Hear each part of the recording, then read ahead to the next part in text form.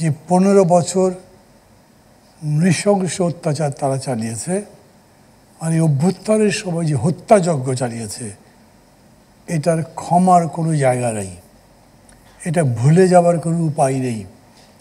এটা একটা ঘায়ের মতো দগদগে স্মৃতিতে সবসময় এমন খোঁচায় যে কথা বলতে নিলে ওটা আসেই, কিন্তু সাবজেক্ট আপনাকে অতীতের কথা বলছে না। আওয়ামী লীগের পুনর্বাসনে প্রকাশ্যে বা গোপনে কেউ পৃষ্ঠপোষকতা করার অভিযোগ রয়েছে। বিষয়টা আপনি কীভাবে দেখছেন?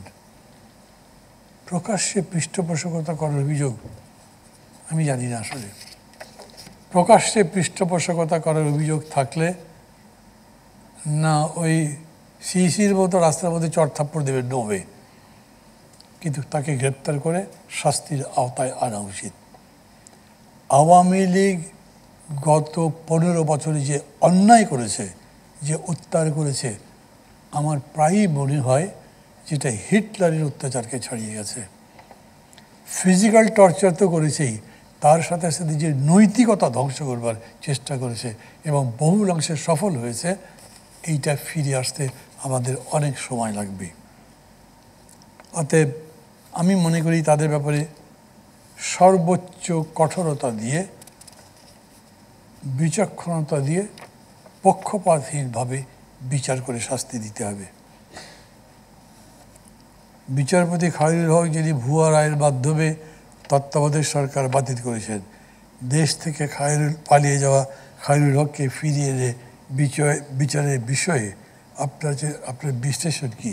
না, ফিরে তো আনে নাই, তো আমি বিশ্লেষণ কী করব? প্রস্তাবটা ঠিক আছে, তাকে এনে বিচার করা উচিত। বিশ্লেষণের ব্যাপার তো না এটা।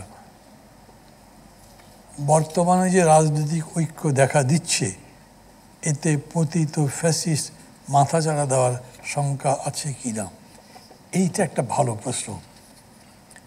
আমি মনে করি যারা দেশ চালাচ্ছেন, রাজনীতির নেতা, এই যে জাতীয় ঐক্য একটা স্লোগান দিচ্ছেন না, এটা সবাই বুঝে দিচ্ছেন না। জাতীয় ঐক্য কি? নির্বাচনের সময় জাতীয় ঐক্য থাকতে পারে?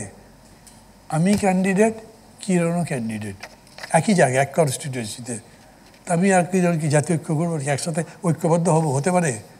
আমি চাই কিরণকে ডুবে দিতে, তাহলে আমি জিতবো কীভাবে?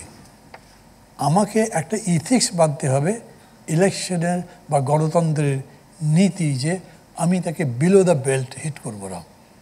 এটা নির্বাচন কমিশন ঠিক করে দেবে আমি কতদূর কথা বলতে পারবো, এবং সেইভাবে তার সমালোচনা করে তাকে ধরাশায়ী করতে হবে। আবার এইখানে ঐক্যের কথা বললে তো হবে না।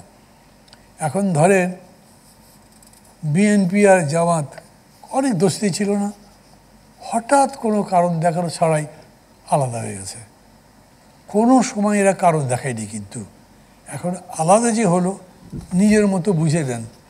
জামাত মনে করেছে এখন আওয়ামী লীগ নাই, বিএনপি 1 নম্বর পার্টি, 2 নম্বর বা বিরোধী দল তো আমাকে হতে হবে, তাহলে ওর সাথে ঐক্য থাকলে আমি তো বিরোধী দল হতে পারবো না।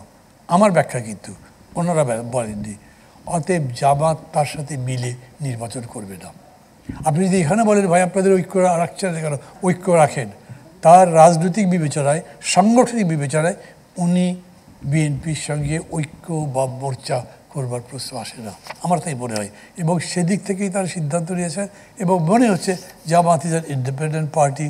কত রকম সমালোচনা তাদের আছে, ওগুলোর মধ্যে যাচ্ছি না, সেই সমালোচনা আমার কাছেও আছে, কিন্তু তারা রাজনীতির মাঠে, নির্বাচনের মাঠে এখন considered to be the second party.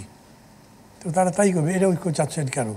এরকম করে যারা যারা আছে রাজনৈতিক দলগুলো ইন্ডিপেন্ডেন্টলি ইলেকশন করবে, আলাদা আলাদা ইলেকশন করবে, তাদেরকে জাতীয় ঐক্যের স্লোগানে যদি বলেন ঐক্য তো ভেঙে গেল, এটা তো ভাঙ্গারই জিনিস।